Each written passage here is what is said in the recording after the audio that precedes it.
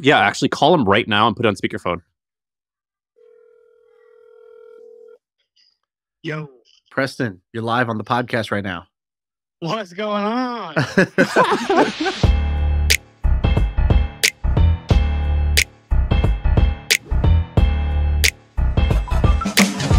All right, we're live. Shaan, I've got a weird thing for you. Do you remember like 12 months ago, I told you about Craig Fuller? You know who Craig Fuller is? Yeah, he's Freight Waves, right? Yeah, so Freight Waves, it's a data product for people, I guess, who are freight brokers, something like that. And they're pretty big. For some reason, if you they run their company like they're publicly traded, in that you can Google them and see all their revenue and profit. And so I don't know the exact numbers, but you guys can just Google a Freight Waves revenue, and they put out like quarterly statements, which is interesting. But it's like a large, like $60 or $80 million a year software business or subscription data business. Anyway, Craig is an interesting entrepreneur. And I told you about how he bought this thing called Flying Magazine. And what he did was he was a big fan of flying. And he's wealthy on paper, but I don't know how wealthy he is liquid. And so I think this was like a big deal for him. But he bought Flying Magazine. And then he also bought a $7 million, like 300-acre plot of land in Tennessee and was turning that into basically a flying club where it's kind of like a country club where you like can own a home on a golf course, except now you own it around an airplane strip and an airplane hangar. And they used the magazine to sell plots of land. It was like a neighborhood, and basically they were like, you can buy a house. It's going to be, the middle of this neighborhood is basically the airstrip, so we're going to be able to take off if you like, either flying your own plane or private flights. And so they were like, that's the vision, that's the field of dreams. We're going to start doing this, and I think it was working extremely well. I have an update. I will tell you how it's going. So Craig has now acquired 44 different magazines, and they are going to do roughly $50 million this year with 18% EBITDA. And it's his prediction by 2030, this side business that he started, he says, I think we can get to $1 billion in revenue with 30% profit margins. And so that's an update on this guy, what he's doing. And he tweeted out recently his quarterly revenue. I think last quarter, Q4 of 2024, was $15 million in revenue, and he's doing it profitably. And here's what he does. So he finds an old title, like an old magazine, where it's around a expensive hobby. So I think he has a boating one. He's got, I think he is even looking at like RC planes and RC cars and things like that. So where there's an expensive hobby, and he uses this thing that he calls negative CAC, meaning people pay for the magazine. And so that is how he acquires a customer. Of course, they are paying for the magazine, not him trying to advertise to get the user. And then he goes, I want to create commerce products to sell to the audience. And so the media businesses pay for the company, they pay for the audience creations, and then they help bootstrap other businesses that can sell to this audience. And at this point, he's buying companies for 3 to 5 times EBITDA, which is, I think that's pretty cheap, but it's a dying medium. So maybe that's not that cheap. It does require some sophistication in order to like turn them around. But it's really fascinating that he's pulling this off. And this is his side hustle. This is his side business. His main business is Freight Waves. Well, a couple questions. So he bought this personally, it's not a part of Freight Waves. No, it's its own thing. So that's why I said it was like kind of a big deal for him, because I don't know Craig's personal situation, but I don't think he's sold any of Freight Waves other than taking on venture capital to build the company. This is wildly impressive. So first of all, it's called Firecrown. So firecrown.com, and you could go to their brand section. You can see all the things that they bought. Firecrown, great name. They've got 44 brands. You're right. Basically, it's a bunch of things about private flight. It's a bunch of things about boating and sailing and fishing and yachting and wakeboarding. And then there's things like classic toy trains, garden railways, trains.com, and then some like astronomy stuff as well, looks like. So this is a lot of things that he rolled up. He must have found a kind of repeatable rinse and repeat model. It says here that he buys them for 3 to 5x EBITDA as his typical range. And was he using debt? Was he using revenue from the business? What was he, or cash flows from the business? How was he buying these? I think he got a bunch of friends to invest, but I don't know exactly. He's going to come on the pod. I asked him to come on to explain his strategy. But what he did was, there's a bunch of companies that own tons and tons of magazine titles. So Meredith Corporation owns like Martha Stewart magazine. And then I think there's like Rodale and then there's Bonner, and there's all these companies that are like old family companies that have been in business since the 30s or 40s, whatever. And they've got these publications that are just sitting there, and they're like, just take them. And so he could buy them like 5 or 10 at a time, or I think he's tweeted out that he's bought like 13 the other day, and so he buys them in bulk a little bit. I mean, this is super impressive. The side hustle that's now 50 million a year, profitable, really, really specific, expensive hobby magazines. And then basically has a better business model, sounds like, right? So it sounds like the old business model was, it's a media business, so we make money on the media. He's like, no, it's a media business. So we're going to use media to acquire customers for a much more valuable business model. For example, with the flying thing, they're selling these homes on this plot of land for like a couple $1,000,000 each. So I think you said what, $7 million to buy that 300-acre plot of land, something like that. Yeah. So roughly, let's even round it up, $10 million to buy the thing, but then they're selling each home at $2 million. They sold 50 homes, right? So just rough numbers.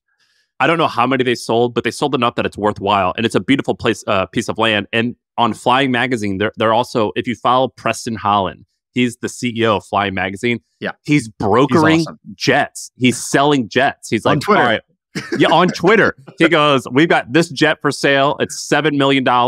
He's a good dude. We text all the time, and I'm like, he almost gets me to buy a plane. Like, I'm like, dude, you stay away from me, man. I'm not going to buy a plane just because you've made a funny joke in this text. Dude, Nick Huber, I'm going to do it. This is a Hampton plug. Nick Huber and Craig are in the same Hampton group. They bought a plane. They bought a plane together. And so now Nick owns a plane. I guess they I don't know how you buy a plane together, but they did it.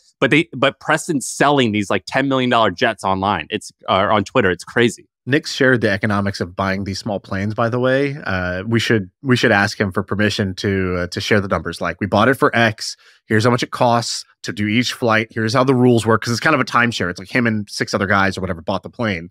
And so you pay for like the pilot and the fuel when you need it, but then you just pay like on an ongoing basis. But then you got this tax benefit of buying a plane.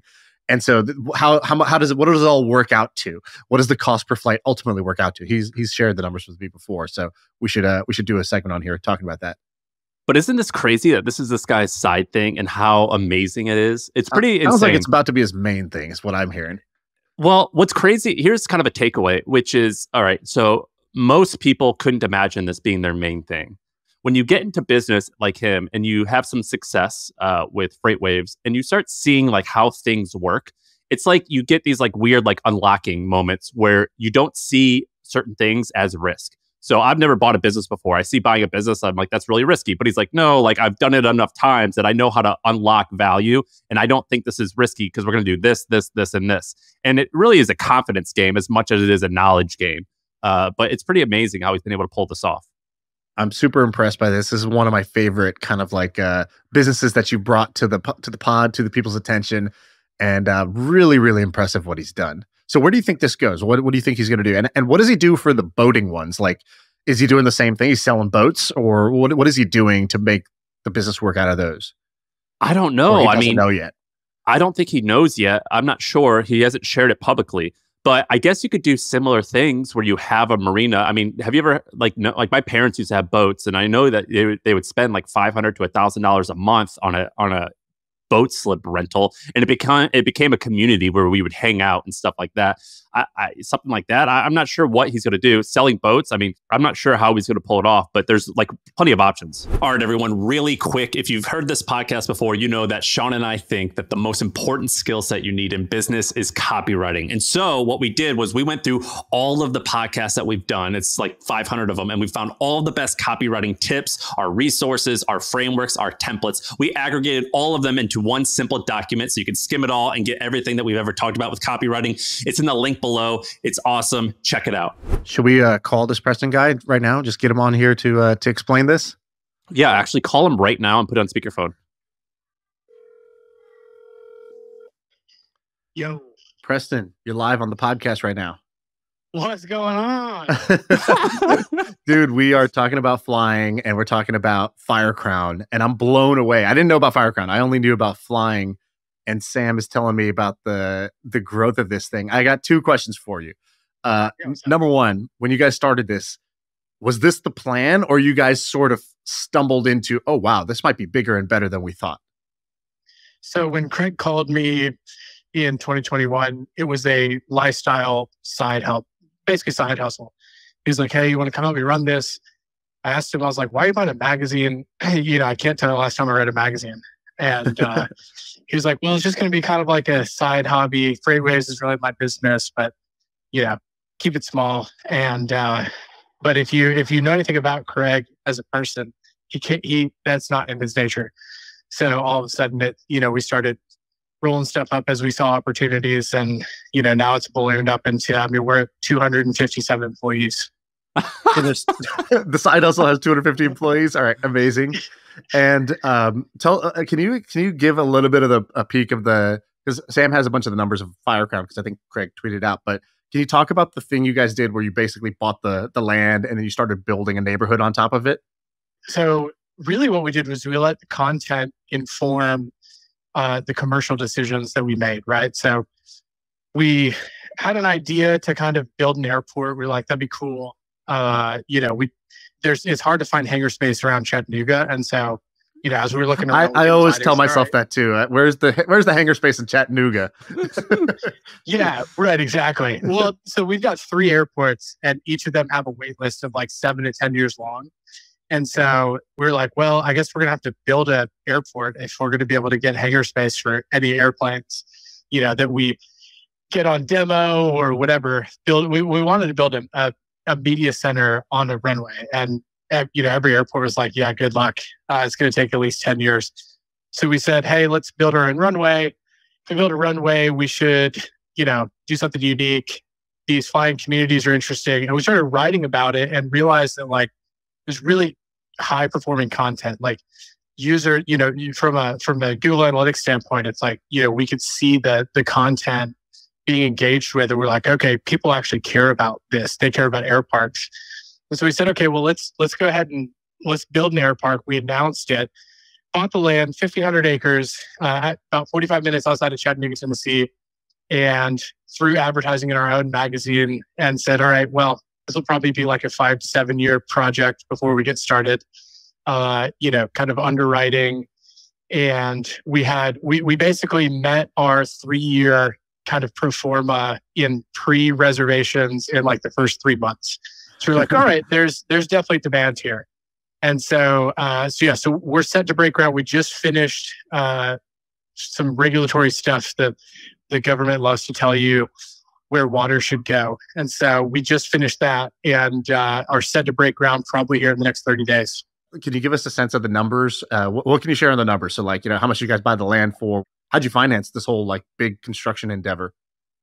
Yeah, for sure. So we bought the acreage around $1,500, $1,515 in an acre. So it was really cheap land. It's also in an opportunity zone, so there's a lot of tax incentives for making investments in that area.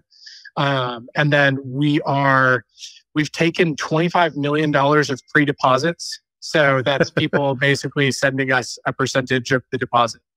You basically funded it through the deposits, kind of like how Tesla does with the trucks and all that. Before they build the trucks, they take the deposits and they use that to basically finance the manufacturing.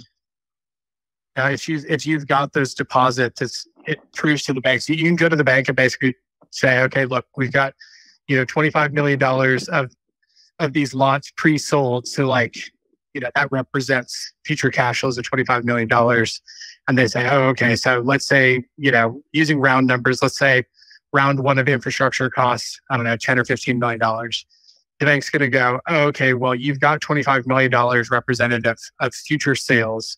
So that, $10 to $15 million of phase one infrastructure is a super low risk bet for them. Nice. And then are you guys bootstrapped, or did you raise money to buy all these magazines? How did you do it? Yeah, so we've been really fortunate, since we've got some private capital behind us. It's patient, which is really key, right? It's not venture.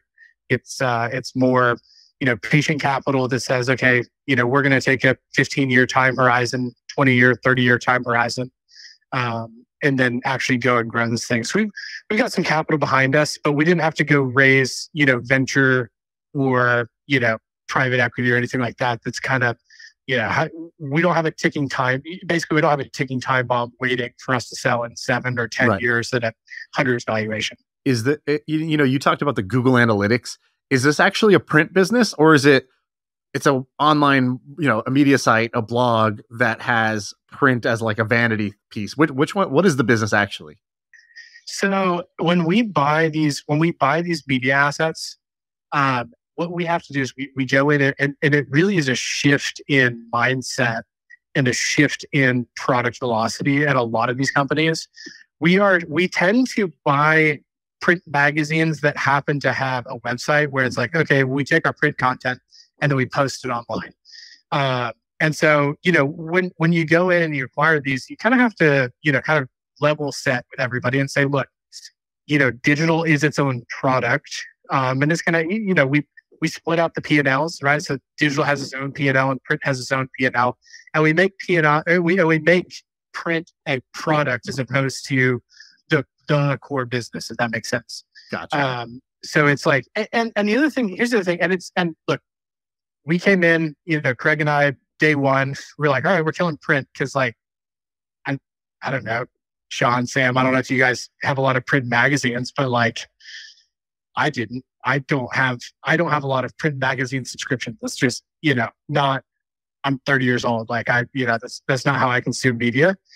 And so, we went in to shut down print, but there's something about being in print, and Neil Vogel talks about this at Dotdash Meredith as well, that he's had a similar experience. So it's not, this is not a unique perspective. Like we're not the only ones that are thinking this, but there's something about having a feeling of longevity and a perception of longevity in having a print product, whether that's with advertisers or it's with audience or readers, that you just don't get with a blog. It doesn't feel, and you think about a brand like Dwell is a great example. Like they have a print magazine and it, for some reason, feels more legitimate than architectural blog xyz.com, right? Because it has a magazine. So it's like, we use it as kind of a staying power, but we also recognize that the world's going digital. Yeah, you also mentioned you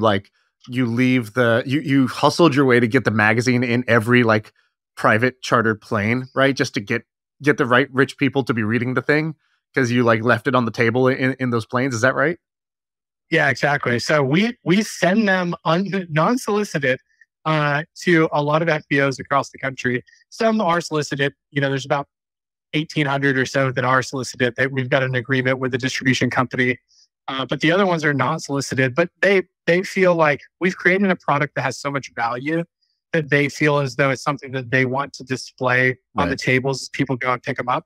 And I mean, we've had conversations with, some pretty wild folks that were like, oh yeah, I was in the FBO and I read your magazine and I want to collaborate on your real estate project. And so it's like, okay, how do you quantify an ROI on that? Hard to do last touch attribution, except for oh yeah, you read about our project in our magazine that we put in the FBO. And now we have, really cool partners, on the real estate project. Gotcha. Well, Preston, you're the man. This is a crazy business. Thanks for the on the spot call in. Yeah, man. Long time listener, first time caller. So good to be here. First ever caller we've ever had. Yeah, first ever caller, actually. All right, man. Take care. All right, see you, man. That was awesome. All right, we changed the show. That was cool. I like him. All right. Well, I mean, we got our information. That's awesome. Congratulations to Craig and Preston. I'm happy that he was transparent. Yeah, really cool. All right. What else we got? You got one. You got one? Yeah, let me do one. Okay, let's stick to the print. Let's stick to the print idea, but take a different angle. So the New York Times. The New York Times, when you think about it, you think this prestigious newspaper. It's all about the news. They want you to think it's all about the truth. That's their marketing. The New York Times has more in common with Zynga than it does the truth. The New York Times is a games company. And this is the numbers behind the New York Times and their gaming products is pretty amazing. So I don't know. Do you ever play their games? I'm a paying subscriber to their games. Well, I know they have Wordle, and I played that one. They bought Wordle.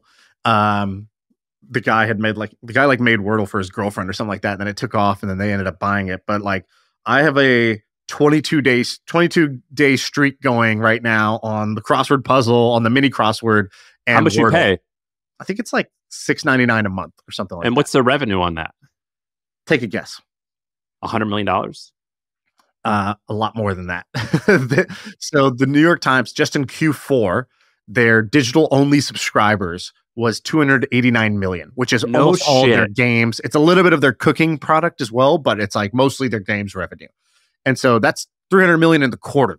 Their gaming basically has pushed their annual subscriptions over $1 billion a year for the first time ever. And they released this chart that was basically like the New York Times bundle. So you have the news, you have their cooking section, their cooking product, you have The Athletic, which is the sports thing they bought, and then you have games. So take a look at that chart right there. You could see that games, a few years ago, games was roughly 15% of time spent. Now it's over 50% of the time spent in their bundle is on the games product, which is pretty wild. It's more time spent on games than on news. It has overtaken news. And so you have this thing that is just fascinating. It was like, they used to, in the newspaper, have a little crossword section, a little Sudoku section. And what they did was, as they transformed the product, they unbundled it. They made it a standalone thing. And what's cool about it is almost every game on my phone is just trying to it's like needy. Is how do I take all of your time and all of your money? And the New York Times thing works way different. It's you have one a day. There's one mini crossword a day, one crossword a day, and one one Wordle a day. You do that every day? Every day. Me and my daughter do it together. We play Wordle together, and then I do the crossword on my own. The mini crossword literally takes under 1 minute. Like my average time is like 57 seconds to finish this thing. So it's a very short game. And so I'm able to play a game and have that dopamine hit without it taking away from my life by being like, oh, great, now I'm spending hours on this. Hey, baby, it starts with an E. What's the disease that brought down Chipotle in 2009? Oh, you're right. Ebola. That's it. Yeah. Well, she plays Wordle with me, and she gets to type, and then I come up with the words. And so, the games are really fun. It's a really well done app, and it's shocking to me how successful this thing has been. And so I want to just read you a couple things. So it says, basically, a few years ago, the Times spun off cooking crossword offerings to standalone products, meaning you could subscribe to either without being a New York Times News subscriber. Seemed like an odd choice because the internet already had millions of games and millions of free recipe apps. But what they did was they just digitized decades of old crossword puzzles and old cooking recipes that they already had. So it's this kind of remnant inventory that they weren't using. And they took that stranded asset and they turned it into a viable asset, a live asset. And then they just modernized this. They put it in an app. They made it work really well, and super simple app. And it basically breathed new life into the company. The company has grown like crazy. So now there's now between crossword and cooking. Check this graph out. Should we just start calling the New York Times a gaming company? Yeah, exactly. Yeah, you guys run those great games. And you got a sick blog that you talk about the Trump trial. I love that too. Side hustle. Yeah.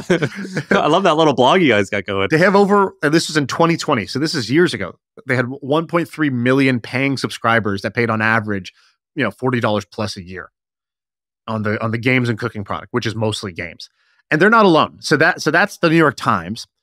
Then I saw, I opened up the YouTube app. Do you use the YouTube app? Because I opened it up and I saw something very new. I only use that, yeah. Did you see their new games product? So look at this. If I open up YouTube, these are games, and it says play now, and you don't have to download anything, right? So it's I click play, and now I'm going to be in this game. And this is a popular mobile game, this thing called States. It's a little Risk type of game. And so they have 20 of these games. It says instant games, no downloads. So YouTube's doing it now. And then LinkedIn the other day announced LinkedIn games. So they have three games on top of LinkedIn. There's a Wordle variant. There's a whatever. There's they took popular games. They just kind of made their remix of it. And if anybody needs engagement, real engagement, it's LinkedIn, right? LinkedIn's got 1 billion users, and but there's not a lot of good content on LinkedIn to do. But this is cool because they basically made it where they have their Sudoku, they have their trivia, they have their word game. And basically, you can see how other people in your company do. So it's they already have the social graph of who's in your company and who are you connected to. So when you play the game, you can see how you compare to people you already know. because they already have that social layer built in of like, kind of competing amongst your. Who do you think they stole this from? Because like, imagine like the meeting where they're bringing this up. It's like, hey, Sharon, you got any ideas? What if we call it LinkedIn influencers and we get famous people to post? Been there, done that. And then this other person's like, hey, Charlie, what do you got? What if we just put like risk in the feed of LinkedIn? You know what I mean? Like, how would you justify doing that? So I don't know if they acquired a company that was doing this, or if they, or if there was just like, I imagine some product manager that looks like he's just got back from Nam and he's like, I had an idea and I got it through. I got my manager to approve, my manager's manager. It went all the way up to the product org. It went through the committee and it happened. They all said, yes, I get to launch this thing. And like in 6 months, it's going to die. But I actually think this is actually a good startup opportunity. I think that if somebody built the third-party LinkedIn Games app, like I don't know fully, I haven't explored the LinkedIn API and like what's all possible. But if you can hook in and if you can build a game on top of LinkedIn, that's just like a total greenfield opportunity, and LinkedIn will buy it if you do a good job. If you build the actual games product that's getting engagement there, and you don't have to invent the games, just steal the games, and you're basically just saying proven game in new social graph, and that's the whole business model here. That's pretty insane. I did not see that they were doing this, and that is actually quite smart. LinkedIn is the behemoth that somehow always works, and so it's quite wise that they're doing this. The one that I don't believe in is Netflix is doing games. I don't know if you've ever seen, like, they have a games thing in, like, there's a trivia game you can play in Netflix, but also if you go to the App Store and you search Netflix as the game producer, they have like 50 game titles. It's like pretty insane how many mobile games that they have. I don't understand this. I don't think it's going to work. I don't understand the tie between this, but basically secrets out. It's like, games make a lot of money and people use it all the time. Maybe we too should be in the games market. And that's wild. That's that's what they're trying to do. That's awesome. Kudos to those guys. I've not seen that. I will. Let me do a quick thrill of the show. I wanna promote something. I'm gonna try and make it extra thrilly. Have you ever thought while you're building stuff, you think to yourself, am I doing this right? Like, I remember being in San Francisco and I thought, well, Shaan's got a fancy office, therefore we have to have a fancy office. Or, this particular CEO said, you have to focus on this one thing. So I have to focus on this one thing. So to grow Hampton, we came up with this podcast called MoneyWise. And MoneyWise is basically like a personal finance podcast, but for high net worth people. And I've done 8 or 9 of the episodes as like the temporary host. And I want to tell you what my biggest takeaway, which is to get wealthy, or even to spend the money once you're wealthy, there's no one way that people are doing it. There's a lot of different ways that people are doing it. And I've already like recorded, I think 12 or 15 of these, and I had to do 9 already for the first season. Dude, first of all, it's insane that people reveal all this information. So what we do is we have people come on and they reveal their income, their expenses, exactly what their portfolio looks like. And then like we'll dive deep on one topic like parenting or whatever. Are they anonymous or they put their name on it? I haven't listened to it. Half and half. So sometimes they're anonymous, and what we do is we change the name and we actually change the voice. And so there's a bunch of people who you know of that have been on, but they changed the voice. But then sometimes, like the guy from Simple Modern came on, and he's completely open about it. And he'll say, "Here's exactly how much I have in my bank account. Here's what we have in my index or in my portfolio. Here's how much income I have." It's insane that people reveal this amount of information. It's almost scary. And so my big takeaway is 1, there's no one way to do it. 2, I'm shocked that people reveal all this information. And number 3, the more money you get, the more intentional you have to become. Because these people will make literally $100 million and they don't spend any of it. And they're like, I don't even know what to do with this money. What's been a lesson learned either probably in the spending side? So what's something somebody said about how they spend that you were like, oh, that's a good idea. That's a cool, intentional way of going about this. We talked about giving money away last time. You can't use that one. Use a different one. So I firmly believe that owning more than one home is a massive pain in the ass. And that's a dream that people want to have. They want to have a second or third or sometimes fourth home that a lot of these people have. I think that is a huge pain in the ass. Replace the word home with problem. It's like, I have a second problem in Tahoe. I have a third problem in Florida that I go visit once a year. Nice problems. Dude, it's such a pain in the ass is to have that. And unilaterally, people seem to regret having multiple homes. And so being intentional about spending money seems like a huge deal. One of the very few rich people things that I think is totally worth it, flying private. I think that is the one thing where it actually might live up to the hype. I think buying a plane, sorry, Preston, I don't know if that's worth it, but I think chartering a jet as much as you can, absolutely worth it. And so we're doing this podcast, whatever. It's called MoneyWise. You guys should look it up. I'll tell you quickly. I had this premise to make a hit podcast. I think you need one or more of the following. You either need great production, you need great delivery, you need a unique perspective. So unique perspective is like LeBron James talking. Great delivery is typically like comedians, and then great production is like Serial or whatever, like these like Wondery things. My gap in the market that I wanted to exploit was the first one. I think you and I do number 2 and number 3, and I wanted to do number 1. And so far it appears to be working. So if you're a creator, those are the three ways I think to do a podcast. And that's my little pitch on MoneyWise. Congrats. That was a good thriller show. I liked it. All right, let's do some other ones. Do you have another good one, or can I do my AI camera one real quick? Do your AI camera one, because I have something funny to tell you. All right, AI cameras. So I play in this basketball league in San Francisco. Shout out to Ruben Torenberg, who hosts this league. He's been hosting it for like 10 years. And it's called SF Tech Hoops, I think it's called. And basically it's like people from the tech industry that like to play basketball. And for a long time, Ruben he runs the league with some real heart. And I really appreciate that. Meaning he makes the teams, he has the league, there's the table stakes, what you expect. Teams, jerseys, referee, scoreboard. Great. But then what he does is every week he writes an email recap with GIFs and whatever. And he basically like team 1 took on team 3. They were led by Sam Parr. He scored 13 points and he had a great buzzer beater, blah, blah, blah. But then in the second half, this is what happened. And so he writes these great updates from the commish. So he writes his own like internal newsletter for the thing. The second thing he does is he films it. He used to film it, basically put 2 tripods with the iPhone on each side. And he would try to afterwards go through and cut a highlight. And highlight is a really generous term because you're talking about out of shape tech dudes.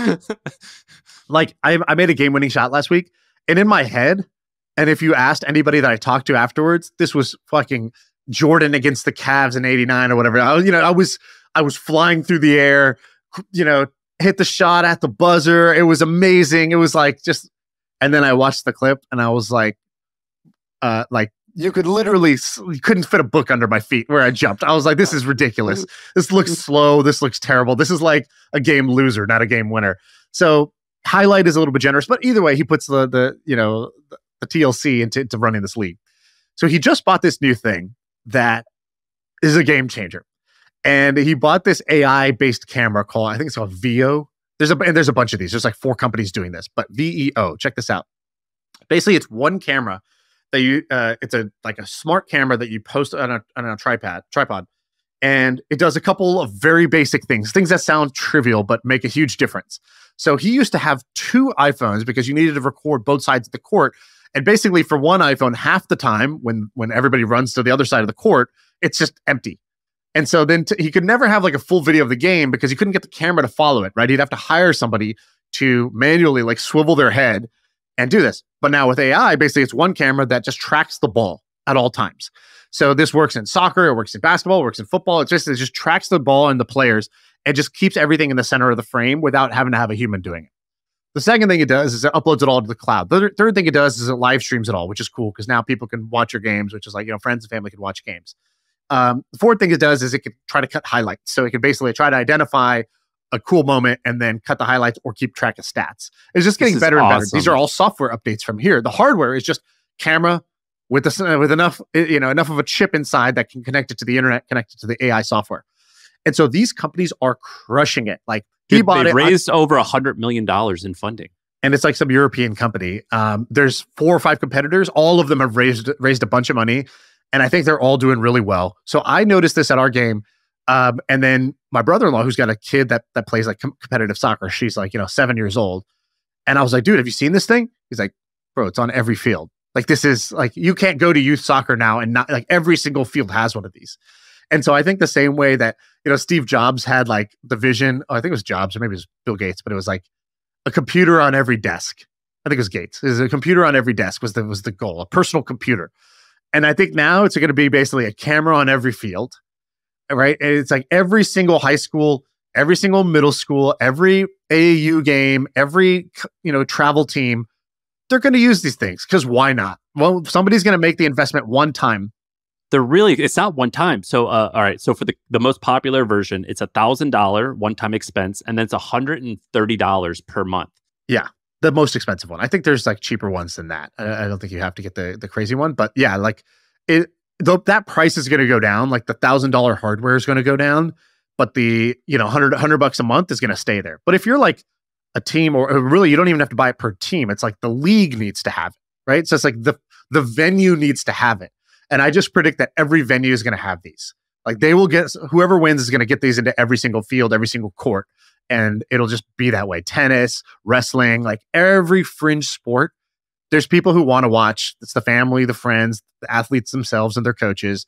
And there's enough motivation to do this. Their website is so good that it makes me want to play soccer. It's sort of like GoPro, where I like the footage is awesome that like I got to get into snowboarding right now just so I can go and like live a life worth recording. Dude, that's how it felt when you were talking about the magazine stuff. I was like, yeah, the wind blowing through my hair as I'm on this boat. Yeah, maybe I do want that lifestyle. Yeah.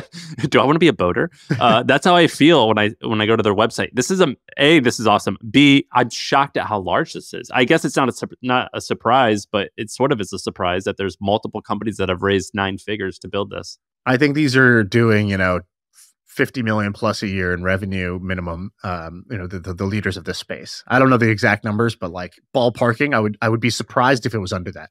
This is absolutely insane. I never in a million years would have thought that this would become a thing. Well, I have the opposite opinion, which is this is an obvious idea. It's obvious that it's working, but it's not obvious that like, no, I think this was obvious before, dude. When then why didn't you start it?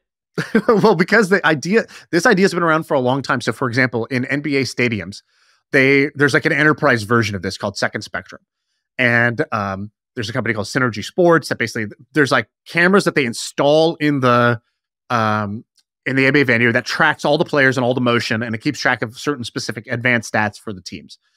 And so this idea of like, oh wow, couldn't you either install cameras or use computer vision to track stats? That's interesting. Then there was Flow Sports, which was basically live streaming niche sports like, jiu-jitsu competitions, wrestling competitions. And they were doing tens of millions a year in revenue. Yeah, their office is here is in Austin, and I've been to it, and it's sick. It's really cool. It's a big company. And for those are for more official competitions, like, the Texas State, karate championships or whatever. Not like, little Susie's soccer game, which like, Susie's parents and grandma and whatever want to be able to watch. Like back in college, I remember my roommate Trevor, he would always watch his little sister's basketball games, and he'd be on his computer and he's watching this grainy footage. And I'm like, who the hell's streaming this 9th grade girls Wyoming basketball regular season game? And he's like, I pay for this thing because like we pay, and then this guy films it, and then he uploads it later. It's not live stream, but he uploads it later, and I watch the shitty footage. But like, I really want to see my sisters play. Like that matters to me. I'm willing to pay like my price sensitivity. It's like, I will pay the equivalent of a Netflix monthly subscription, but instead of giving me like all the world's best content, I get my niece's games. And it's like, there's an emotional reason to do that. So this idea was around for a long time. I've noticed this, but it needed a technology inflection, and it needed the AI camera where you don't have to hire somebody. The quality is now good enough where it's actually fun to watch. You can live stream it, record it, cut highlights, all that shit. And so now I feel like it's an idea whose time has come. And I was talking to my buddy Luke about the AI wave. He's in my like AI tutoring group where we like learn about AI together every week, once a week. And he's like, whenever there's a new technology shift, he goes, I always think back of I asked the question, what is the restaurants on the menus on the internet of this wave? I go, menus on the internet? What do you mean? He goes, well, when the internet first came out, the very first obvious startup idea was like, well, let's just take like restaurant menus and put them on the internet. He's like, before we could do DoorDash and online ordering, like all the next gen shit, the first thing you do is you just put the menus on the internet, just a picture of the menu. And he's like, for every tech wave, there's always like the like very obvious, it's kind of not where the thing is going to go, but it's like immediate value add, no brainer, like wave one of what people do on these apps. It's like for the iPhone, Remember, it was like the beer app, the flashlight app, the calculator app. Like that was the menus on the internet. And now with AI, there's some things like this that are like the menus on the internet version of what you can do with AI.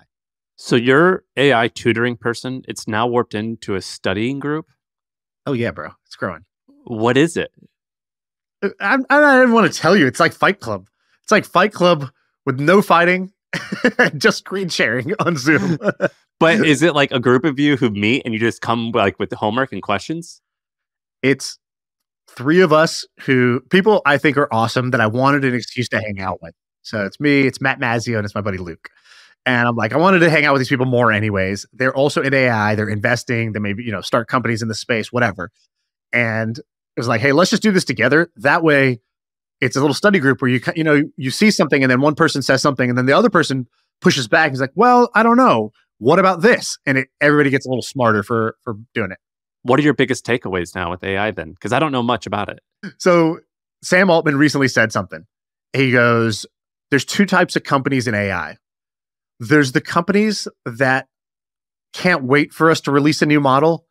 And there's companies that can't sleep at night knowing we're going to release a new model. Meaning, he's like, we're going to crush you. They're not saying this, but the way they've architected their business is if we make GPT-5 better than GPT-4 and we improve a bunch of capabilities, the model gets smarter, it gets better at doing all the things it's doing, which he's like, by the way, that's exactly what's going to happen. Duh. Like, insane to bet against that.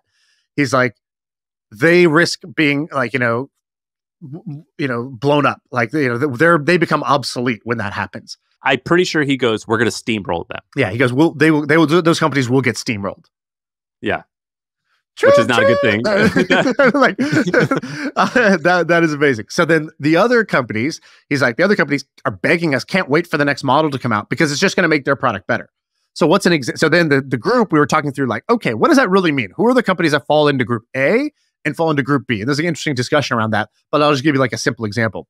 Let's say you're some company that you do transcription, translation, and whatever for companies that Rev.com. But not Rev.com. So Rev.com says, pay us. Rev.com is a good example of the steamroll type of company. So it's basically, Got it. Pay us. We do transcription really good. We have human transcribers. They're great. It's like, well, guess what? It's going to be better than the human transcribers. GPT-5. It's going to be awesome. And it's going to be way cheaper than Rev.com. It's going to like drive your price to 0 and be better. So that's like Rev.com is in trouble. Then you have a company that's like, cool, we do transcription translation in the context of this certain healthcare thing, this workflow where doctors need to transcribe their notes on the go, and it needs to be really high fidelity. And today that transcription is done by a human, but like whatever. And it's like, they have a full like enterprise workflow.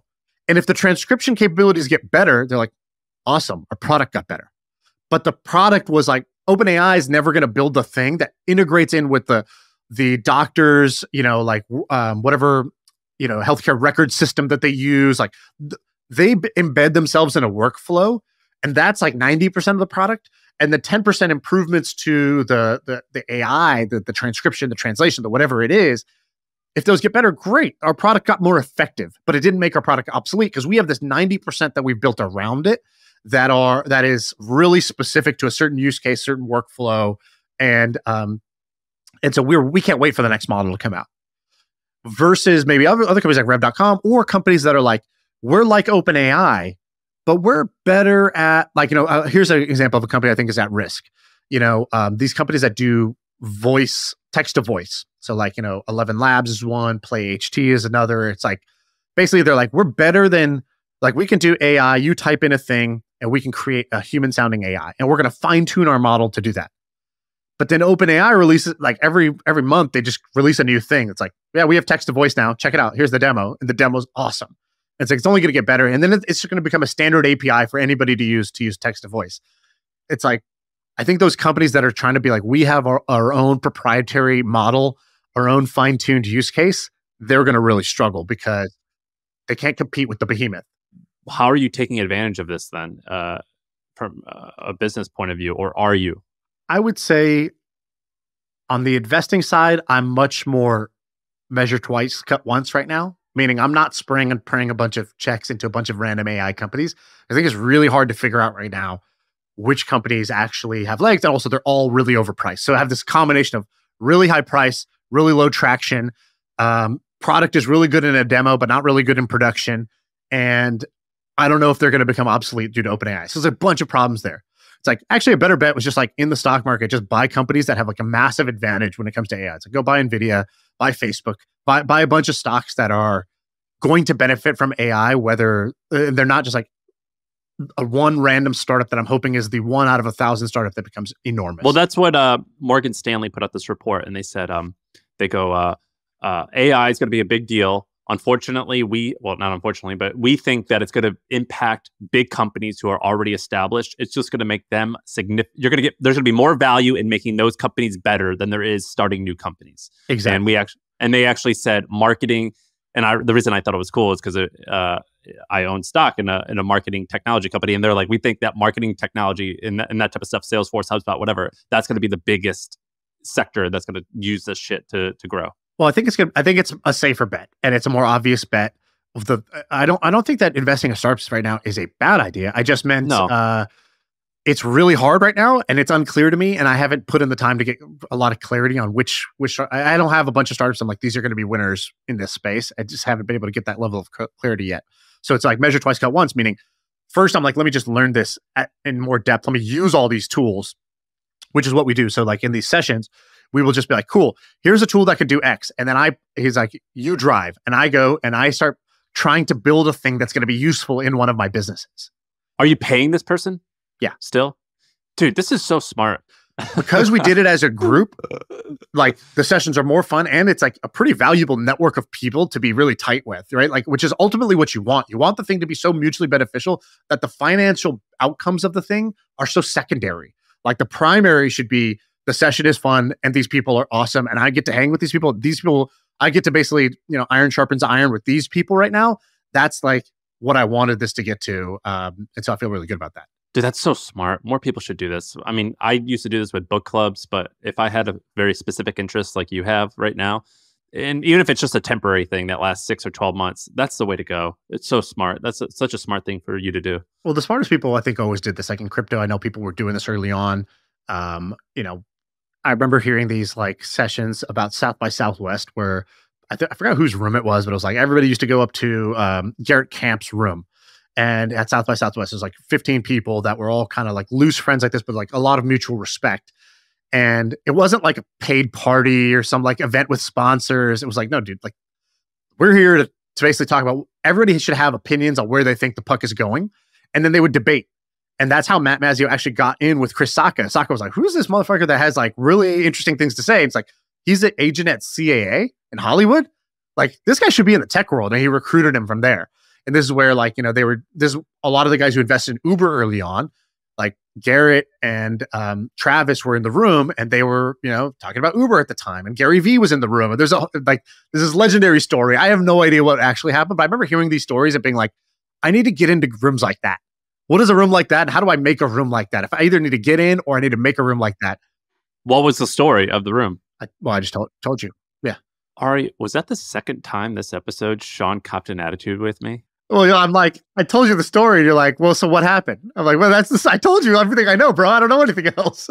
Does Zoom have like a bitch slap animation that I could use? I know they got a thumbs up. Yeah, when you do the thumbs up and it like starts bubbling hearts behind you. Yeah. Do they got a middle finger one of those? Let's see what happens. Yeah. Does that work? That's the second time. I apologize. I'm a little sassy today. I could be catty on Wednesdays. I know. My bad. I apologize. Is that the pod? Do we wrap up there? I guess so. I think I need to go work on myself. I need to go meditate. Chill out. All right. That's the pod.